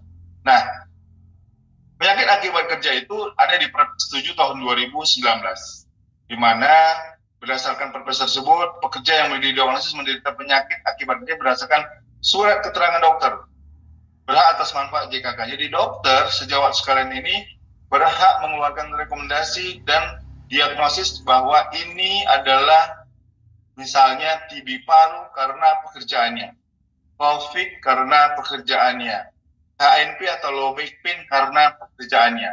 Nah, dasar ini kami harus memberikan manfaat. Nah, kalau kita tidak mampu menegakkannya, maka hak orang lain akan berkurang. Hak atas manfaat JKK diberikan apabila penyakit akibat kerja timbul dalam jangka waktu paling lama 3 tahun terhitung sejak hubungan kerja berakhir. Ini sampai orang sudah pensiun pun maksudnya, ya ketika 3 tahun sudah berhenti bekerja, contoh usia 55 rata-rata orang berhenti bekerja. Kemudian 58, 57,5 misalnya, 2 tahun setengah. Berkurang pendengarannya. Kemudian dia dulu historinya bekerja di tingkat kebisingan yang tinggi dengan tidak disiplin menggunakan hearing aid yang standar atau yang sesuai dengan ketentuan, sehingga dia mengalami ketularan. Nah, tentunya anamnesis yang bagus. Nah, dia bisa kita berikan manfaat dari kekurangan santunan kecacatan akibat kurangnya pendengarannya dan juga hearing aid yang sesuai dengan kebutuhannya. Nah, kalau kita lihat dari Perpres 7 ini, bahwa ada 4 jenis penyakit akibat kerja, yaitu oleh karena pekerjaannya, oleh karena kimia, fisika, biologi. Kalau kita itu kimia itu karena misalnya zat-zat kimia, asbestos, ya yang berdebu gitu kan, yang muncul, yang masuk ke dalam tubuh, yang terpapar. Kemudian fisika karena mungkin tadi panas, terik, dan juga kebisingan, dan juga biologi karena kuman, bakteri, jamur, dan segala macam itu, maka bisa menyebabkan penyakit akibat kerja. Kalau ada sistem target organ, ada yang silikosis, tuberkulosis pada paru, kemudian kulit dermatosis, otot rangka, carpal tunnel syndrome, kondilitis, dan HNP. Ini adalah berdasarkan target organ. Dan kanker akibat kerja, asbestos dan benzin, dan juga penyakit karena spesifik lainnya itu nistagmus. Mungkin kita jarang mendengar, tapi kalau pada pekerja tambang, dia yang sering kehilangan keseimbangan, maka dia itu disebut dengan penyakit akibat kerja. Nah, dari Perpres ini ada penguatan oleh Permenkes nomor 11 tahun 2022 tentang pelayanan kesehatan penyakit akibat kerja. Nanti kita lihat bagaimana sih pelayanan kesehatan penyakit akibat kerja. Nah, kalau dari Permenkes 11 ini, ya ada 7 prinsip penegakannya. Ini saya pikir nanti bisa dipelajari di lapangannya, bahwa dari Permenkes ini ada 2 kategori, di mana penyakit akibat kerja yang dengan jenis tertentu ada 22 penyakit yang sudah ditetapkan berdasarkan Permenkes 11 ini. Kalau ini diderita dan pekerjaannya sesuai, maka ini sebagai penyakit akibat kerja, tanpa perlu pemeriksaan lanjutan lagi. Ini sebagai informasi bagi dokter. Kemudian, dugaan penyakit akibat kerja, yaitu di mana kalau masih dugaan, kita perlu butuh lintas profesi untuk penegakannya. Jadi ini adalah 7 langkah penegakan di mana di dalam Permenkes 11 ini akan dibuat tabel-tabel yang memudahkan dokter dalam memberikan pelayanan kepada masyarakat pekerja khususnya, siapapun dia. Nah, ini yang saya sebutkan tadi, bahwa di dalam Permenkes 11 ada disebutkan 22 penyakit akibat kerja, ya, yang dimana penyakit ini sebenarnya sudah jelas dan spesifik di tempat kerja. Penyakit yang memiliki hubungan yang sangat jelas antara pajanan di tempat kerja dengan timbulnya penyakit. Waktu lamanya dia bekerja, sumber bahayanya jelas, kemudian intensitas paparannya. Nah, ini memang harus didalami. Besaran pajanan dapat diterima secara umum. Tidak perlu dihitung-hitung pakai biomonitor misalnya. Nah, kalau misalnya di tempat pabrik, maka biasanya kadar misalnya debu atau kadar cahaya itu ada ukurannya dengan biomonitor. Tapi kalau mungkin di kita di rumah sakit gitu kan, tentu biasanya nggak kita tahu apakah di sini berapa persen misalnya kuman virusnya, kan kita nggak melihat. Maka dokter, contoh di sini nomor 22, COVID-19 itu sudah termasuk sebagai penyakit akibat kerja. Ketika diyakini bahwa dokter ada merawat pasien COVID, kemudian dia terkena COVID, maka sudah ditetapkan oleh si Permenkes 11 ini, Kementerian Kesehatan, bahwa itu sebagai penyakit akibat kerja. Yang lain-lainnya adalah TB paru akibat kerja, low back pain, tadi ada yang dokter gigi, ANP ya, sering dengan posisi yang dulu, atau dokter bedah, atau dokter misalnya di sini yang sering operasi tindakan, dokter-dokter umum di klinik yang banyak tindakannya, yang sering berdiri terlalu lama. Nah, ini perlu diwaspadai bahwa dan disampaikan ini adalah penyakit akibat, dan hepatitis paling mungkin. Hepatitis akibat kerja yang diagnostic injury, nanti ada sedikit saya bahas tentang apa risiko di pusat layanan, dan hepatitis C yang menyebabkan dia terpapar, ya. Nah, ini kalau kita lihat dari tabelnya, bahwa contoh ini Permenkes 11 lampirannya, tuberkulosis, ya, disebut TB paru akibat kerja, sumbernya adalah ICD ini adalah kode diagnosis adalah tuberkulosis, tanda patok nomoliknya tidak spesifik dan tidak ada. Penyebabnya kita sudah tahu, Mycobacterium tuberculosis, dari manusia yang terinfeksi. Nah, tenaga kesehatan yang melayani pasien TB, ya, mungkin dokter, perawat, iya, petugas laboratorium yang memeriksa spesimen TB paru, tenaga non kesehatan di fasilitas kesehatan dengan kontak pada pasien dan spesimen TB-nya. Nah, tentu ini meyakini bahwa potensi si tenaga kerja atau si tenaga kesehatan tersebut mengalami penyakit tersebut cukup tinggi. Lama pajanan 1 bulan, cukup 1 bulan berulang-ulang. Faktor individu tidak ada. Misalnya gizinya cukup pun potensi, ya, dia mengalami TB. Kemudian faktor di luar diyakini bahwa dia itu di luar tidak terpapar dari keluarga dan segala macam. Dan di sini kategori penetapan diagnosis A1, A2 itu A1 di Vaskes tingkat pertama, A2 itu di Vaskes tingkat lanjutan. Nah, ini kalau TB paru pada tenaga kesehatan ini A1 dan A2 bisa di klinik, bisa di puskesmas, bisa di praktek dokter, dan juga bisa di rumah sakit atau Vaskes lanjutan. Nah, contoh penyakit akibat kerja penyakit otot dan kerangka lainnya. Nah, di sini otot rangka ya, penyakit otot rangka lebih tepatnya. HNP akibat kerja, yaitu kelainan lumbal dan diskus. Kita udah tahu lah ICD-10-nya seperti apa. Kemudian ada tanda patognomonik, hasil ronsennya lesi pada L3, L4, L5 setelah posisi angkat-angkut saat bekerja. Agen pajanan manual handling yang terlalu sering, whole body vibration dan segala macam. Kalau biasanya pada pekerja yang pengasmalan tuh dia ada secara teknik pengerasan pada tanah atau dia menggali atau memecah aspal itu dengan getaran yang cukup kuat, ya, itu menyebabkan dia mengalami HNP. Nah, di sini perawat lagi-lagi tenaga kesehatan pada yang terangkut pasien atau mungkin dokter gigi. Nah, ini juga sering ya, dokter gigi atau dokter yang posisinya tidak cukup ergonomis ketika melakukan tindakan. Misalnya dokter ortopedi misalnya, tapi sekarang posisi meja operasi itu bisa disesuaikan. Kemudian mengendarai alat berat, pekerja kuli panggul, penerbang helikopter, pramugara, mekanik, pesawat, anak buah kapal, bagian mesin dan segala macam, bersifat segera setelah pajanan. Jadi ketika ada pajanan langsung kesakitan. Nah, ini penyakit akibat kerja. Tidak ada riwayat trauma tulang punggung sebelumnya. Maka apakah kita cek apakah sebelumnya ada?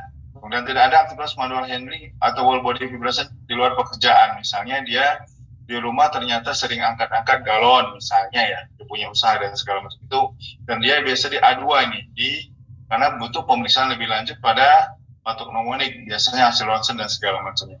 Ini adalah penyakit akibat kerja. Ini adalah contoh dari 22 penyakit akibat kerja. Nah, ini yang ke-22 adalah COVID. Nah, COVID kemarin, memang waktu masa COVID kemarin itu belum, karena masih menjadi bukan pandemi, masih pandemi, bukan endemik. Sekarang ini sudah mulai beralih dan PPKM dan segala macam bentuknya sudah sudah hilang, maka COVID ketika dokter sudah terlindungi BPJS Ketenagakerjaan, dia mengalami COVID dan diyakini COVID-nya itu didapatkan di tempat kerja dengan ketentuan sebagaimana dimaksud di sini, ya misalnya langkah kriterianya, langkah 1, 2, 3-nya, kemudian sumber yang jelas, ada dokter yang menyatakan dia merawat pasien COVID, walaupun sekarang sudah cukup minim tapi belum 0. Nah, ini adalah COVID akibat kerja. Tentu dia mendapatkan perlindungan dan perawatan di BPJS Ketenagakerjaan.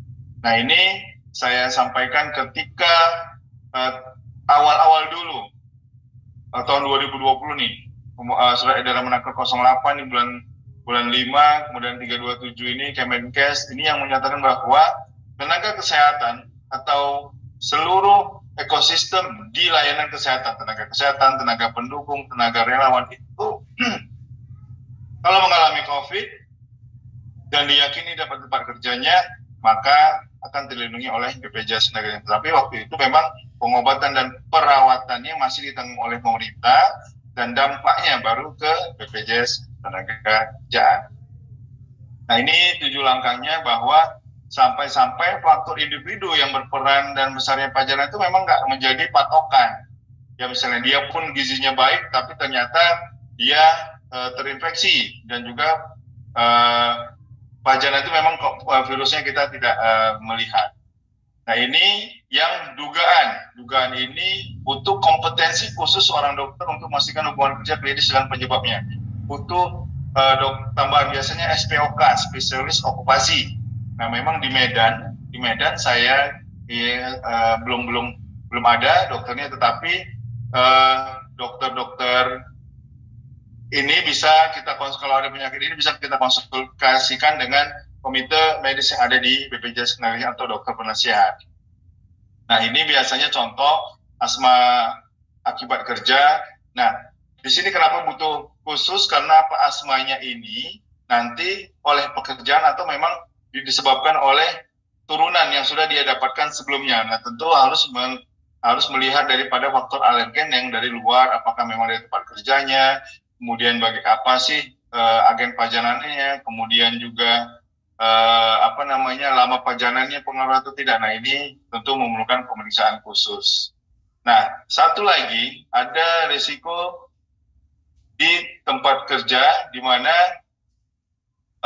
ada potensi kita mendapatkan pajanan di tempat pelayanan kesehatan, di mana sumber pajanan tersebut antara lain jarum suntik, benda tajam yang tidak benda tajam, ataupun cairan tubuh pasien. Nah, ini juga ketika didapatkan oleh tenaga kesehatan, itu harusnya terlindungi oleh BPJS Ketenagakerjaan. Tetapi dalam Permenkes 27, nah ini saya sampaikan juga mungkin hal-hal yang jarang kita ketahui. Tadi Permenkes 11, di Permenkes 27 2017 bahwa sudah diatur tentang pedoman pencegahan dan pengendalian infeksi di fasilitas kesehatan. Ini penyakit ini sebenarnya kalau terlaporkan dan terlindungi oleh BPJS Ketenagakerjaan. Memang mungkin sebagian besar kita adalah PNS, maka ke PT Taspen. Tapi kalau dia pegawai swasta atau pribadi, maka ini adalah ke BPJS Ketenagakerjaan. Kalau dia jarum suntiknya yang steril, tidak infeksius dan baru dibuka kemasan, tentu memang ini harus dilakukan memastikan kembali dan dia belum dijamin karena memang steril. Tapi ketika sumber pajanan jarum suntiknya adalah benda tajam yang non steril atau infeksius, bekas digunakan oleh pasien, maka tentunya ketika ada resiko ini alurnya menjadi perlindungan oleh BPJS Ketenagakerjaan. Apalagi sumber cairan terpapar oleh cairan tubuh pasien, di mana apabila kulit yang utuh tidak intak, maka ada ketentuan-ketentuan bagaimana cara mencucinya. Nah, ini adalah alur luka tertusuk jarum, benda medis tajam terpapar cairan tubuh pasien, ya dari dia tertusuk jarum, benda medis tajam, dicuci dengan air, segera lapor ke unit. Biasanya saya masih melihat yang tertib di beberapa rumah sakit yang memang ini harus dilaporkan karena organisasi K3 rumah sakit OSA yang seluruh dunia itu menyatakan ini jika terinfeksi maka itu bagian daripada penyakit akibat kerja. Dibuat laporan dan bagaimana pengobatan, dan ini perlindungan BPJS Ketenagakerjaan. Bedanya Bapak Ibu sekalian, kami masih menggunakan fee for service. Fee for service bukan pakai paket INSBJIS. Itu yang perlu kami tekankan sehingga potensi ada batasan pembiayaan itu menjadi kecil di BPJS Ketenagakerjaan. Jadi tidak ada batasan pembiayaan. Kami sesuai dengan indikasi medis dan pemeriksaan sampai sembuh, sampai dinyatakan sembuh. Nah, ini tata cara pelaporannya jika terjadi infeksi atau kejadian kecelakaan kerja bagi peserta ke pusat layanan kita, pemberi kerjanya kalau rumah sakit, dan kemudian melalui aplikasi tinggal tambah KTP aja. Itu jika kita cek adalah benar kecelakaan kerja, kita akan konfirmasi ke rumah sakit. Maka kami akan menyimpulkan kasus tersebut termasuk kecelakaan kerja, penyakit akibat atau tidak. Nah, ini adalah formulir. Kalau mungkin dulu waktu ketika COVID ini sangat familiar, tapi sekarang bentuknya ketika penyakit akibat kerja ini dokter harus mengetahui bahwa ada pelayanan medis lainnya yang mungkin kita hanya biasa melayani melayani. Kenapa? Kalau kecelakaan lalu lintas karena berangkat kerja misalnya itu BPJS Ketenagakerjaan nggak nanggung, maka ke BPJS Ketenagakerjaan. Atau kalau diketahui ternyata ini paparan akibat pekerjaan, maka sebenarnya dia tidak menjadi tanggungan BPJS Kesehatan, maka ke BPJS Ketenagakerjaan. Ya, ini formulirnya yang ada di rumah sakit yang kerjasama dengan BPJS Ketenagakerjaan. Kemudian, nah ini sedikit kalau kita melihat, ini saya share aja bahwa data tahunan untuk kecelakaan kerja, kemudian penyakit akibat kerja, ternyata dari 2015 sampai 2022 yang tercatat hanya 2.271. Nah, sebenarnya banyak. Kalau kita berbicara tentang penyakit akibat kerja itu fenomena gunung es. Yang atas terlihat, ternyata itu di bawah. Tapi memang karena keterbatasan pengetahuan, tenaga medis, dan biasanya pertanyaan terkait dengan pekerjaan itu di akhir atau jarang sekali ditanyakan. Maka mungkin mulai forum ini, terima kasih dari di wilayah sumut untuk kita bisa share bahwa ini adalah penyakit akibat kerja. Kemudian ini kasus-kasus penyakit akibat kerja yang ditangani. Nah, tantangannya memang bahwa kesadaran untuk PHK rendah naik karena pandemi kemarin. Kemudian pengetahuan untuk melaporkan penyakit akibat kerja dan bagaimana deteksi dini, dan bahwa histori untuk riwayat penyakit itu adalah penting. Kemudian memang lebih penting lagi bagaimana kita melakukan promotif preventif, ya fokus kepada edukasi penyakit akibat kerja.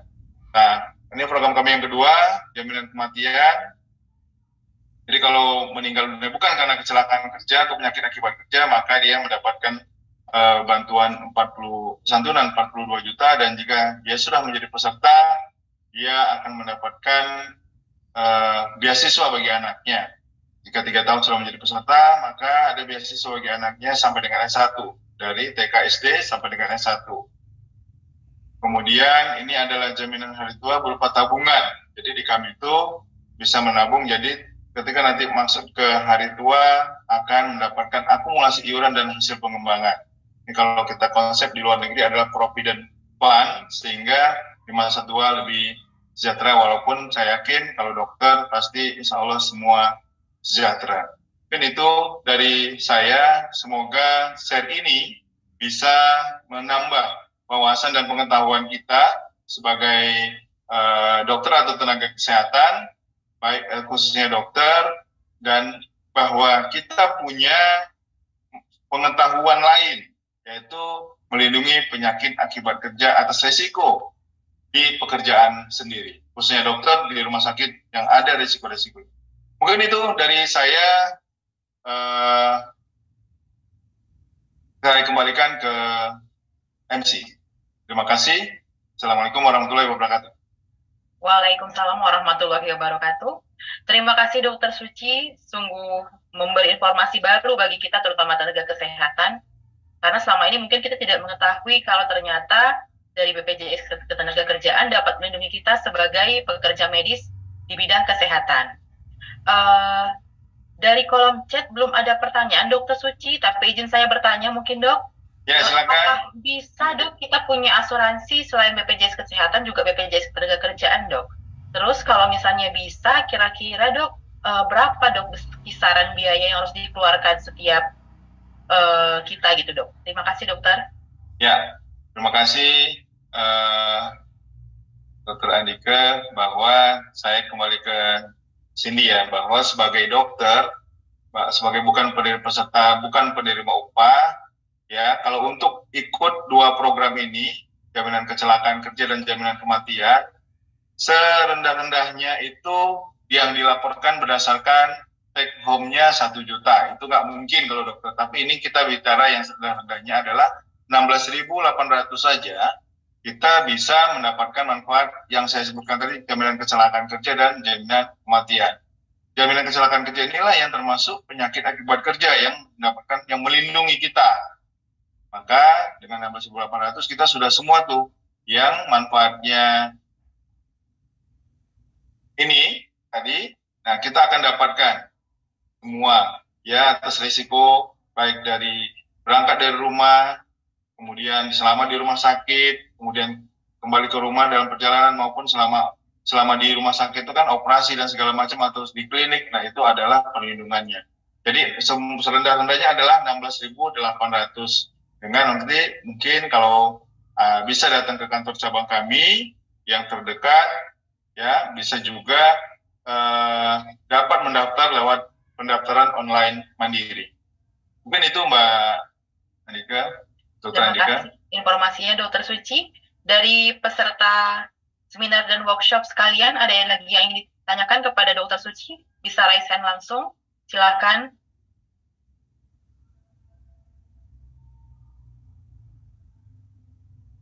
Oke, sepertinya belum ada ini Dokter. Ya, nggak apa-apa, karena udah siang juga, udah terlambat, dan memang topiknya adalah sharing.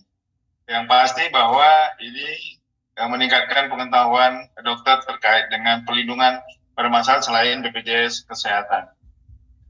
Terima kasih banyak Dokter Suci untuk informasi yang sudah disampaikan. Semoga dapat memberi manfaat bagi kita semua, sehingga bisa tahu informasi, kemudian perlindungan terutama untuk diri kita sendiri sebagai tenaga kesehatan. Terima kasih Dokter Suci. Terima kasih semua. Selamat siang. Saya tutup. Assalamualaikum warahmatullahi wabarakatuh. Waalaikumsalam warahmatullahi wabarakatuh. Izin. Ya, Dok. Bapak dan Ibu peserta seminar dan workshop yang kami banggakan, tibalah kita memasuki waktu istirahat untuk sholat dan makan hingga pukul 13.30 waktu Indonesia Barat nanti.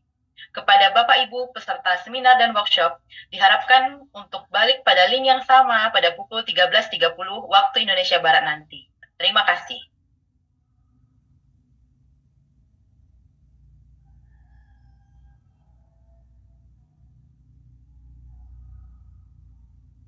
Recording stopped.